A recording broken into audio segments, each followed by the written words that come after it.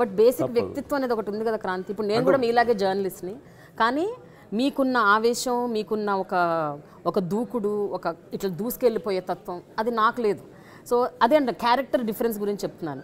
So అంత వ్యక్తిత్వంలో అంత స్ట్రాంగ్ ఒపీనియన్స్ ఉన్న మీరు రాజకీయాల్లో చాలా ఫ్లెక్సిబుల్గా ఉండాలి, కొంచెం లౌక్యం ఉండాలి, ఇవన్నీ మీరు మేనేజ్ చేయగలుగుతారా?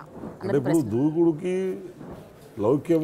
లౌక్యంగా ఆవేశం ఇవన్నీ చేయగలిగితే మనం ఏమన్నా సెట్ అవుతాం. లేకపోతే దూకుడుగా పోయి ఆవేశంగా పోతే పనికి రాదు కదా.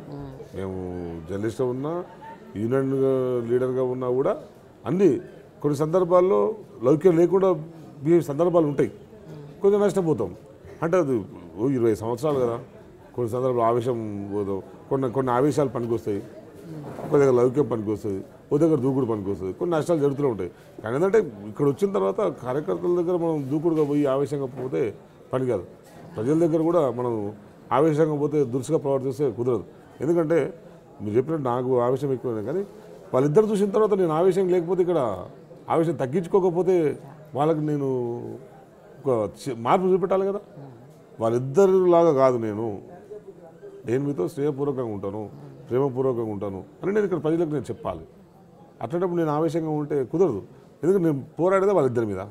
వాళ్ళిద్దరు దూకుడు, వాళ్ళిద్దరు ఆవేశము, అహంకారము అవన్నీ ఉండొద్దు. మనకు పనికొచ్చేవాళ్ళు కావాలి, మనల్ని అభిమానించే నాయకుడు కావాలి అని మేము కొట్లాడుతున్నాం కనుక నేను అట్లాగే నేను ఉంటున్నాను. దాదాపు అలాగనే సక్సెస్ అవుతున్నాను. కాకపోతే ఏంటంటే నాతో ఇంట్రాక్షన్ కాని వాళ్ళు కాంగ్రెస్లో ఉన్న వాళ్ళు కూడా బాగా అహంకారం, బాగా టెంపర్ ఆయన దగ్గరకు వస్తారు. కానీ నాతో మాట్లాడి 10 నిమిషాలు పోయిన తర్వాత వాడేందన్నా ఇటు చెప్పి నీ గురించి. సో అంటే మనం కనపడడానికి అట్లే కనపడతాం, శత్రువుకి ఎప్పుడు అట్లే కనపడతాం, కానీ మిత్రుడికి ఫ్రెండ్లీగా కనపడతాం. కానీ క్రాంతి, మీలో ఒక అద్భుతమైన క్వాలిటీ నేను అప్రిషియేట్ చేసేది ఎప్పుడు, ఈరోజు అందరి ముందు కూడా చెప్పదలుచుకుంది ఏంటంటే, మీలో ఎంత ఆవేశం ఉన్నా కూడా ఒకటి జరిగిన తర్వాత ఇది తప్పు క్రాంతి, ఇలా చేయకుండా ఉండాల్సింది అంటే అవును కరెక్టే అని ఒప్పుకోగలిగే ఒక అంటే ఆ గట్ అన్నది చాలా తక్కువ మందికి ఉంటుంది. అంటే you agree your mistake. So ఎన్నో సందర్భాల్లో మీరు అది చేశారు. అవును ఇది తప్పు జరిగింది, ఇక్కడ నేను తప్పు చేశాను, so no I will correct myself అన్నది చాలా తక్కువ మంది ఒప్పుకుంటారు. ఆ గుణం చాలా తక్కువ మందికి ఉంటుంది. సో ఈ పాస్ట్ ఎక్స్పీరియన్సెస్ ఏమైనా హెల్ప్ అవుతున్నాయి అంటే అదొక పాఠంలాగా మీరు ట్రీట్ చేస్తారా?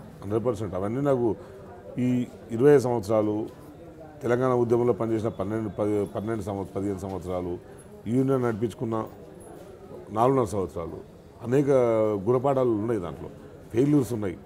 ఆ ఫెయిల్యూర్స్ నుంచి ఎవరిని ఎట్లా ట్యాగిల్ చేయాలి, ఎవరితో ఎట్లా మాట్లాడాలి అనేది కొంచెం నేర్చుకోవాలి. చాలామంది నన్ను చూసిన తర్వాత అసలు యూనియన్ సక్సెస్ కాదు, వీళ్ళు యూనియన్ ఫెయిల్ అవుతుంది అనుకున్నారు. యూనియన్ బ్రహ్మాండంగా ఒక పెద్ద యూనియన్ కొట్టి మేము యూనియన్ ఎస్టాబ్లిష్ చేయగలుగుతాం.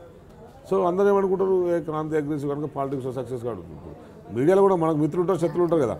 క్రాంతి నేచర్కి సక్సెస్ కాదు. ఇప్పుడు నాకు వస్తున్నా మరి చూస్తుంటే నేను సక్సెస్ అవుతున్నా కదా, ఆ టాలెంట్ నా చేయగలదు, సత్తా నాకైతే ఉన్నది కదా, నేను చూపెడుతున్నాను. సో అవన్నీ కూడా మన పాస్ట్ ఎక్స్పీరియన్స్ అన్నీ కూడా ఇప్పుడు అన్నీ యాడ్ అవుతున్నాయి. కొన్ని సందర్భాల్లో ఆవేశానికి లోనవుతుండొచ్చు. అంటే అది మా ఇంటర్నల్గా ఉండే మా బ్రదర్స్ మీద కావచ్చు, మా బావల మీద, సొంతంగా ఉండే మనుషుల మీద కోపడతాం తప్పించి బయటల మీద కోపం తీస్తే అది సెట్ కాదు. సో అన్నీ ఇప్పుడు పాలిటిక్స్లో వచ్చిన తర్వాత కొంచెం అన్నీ తగ్గి ఉండాలి. అంటే తగ్గి ఉండడంతో పాటు మనం అగ్రెసివ్గా ఉండాలి.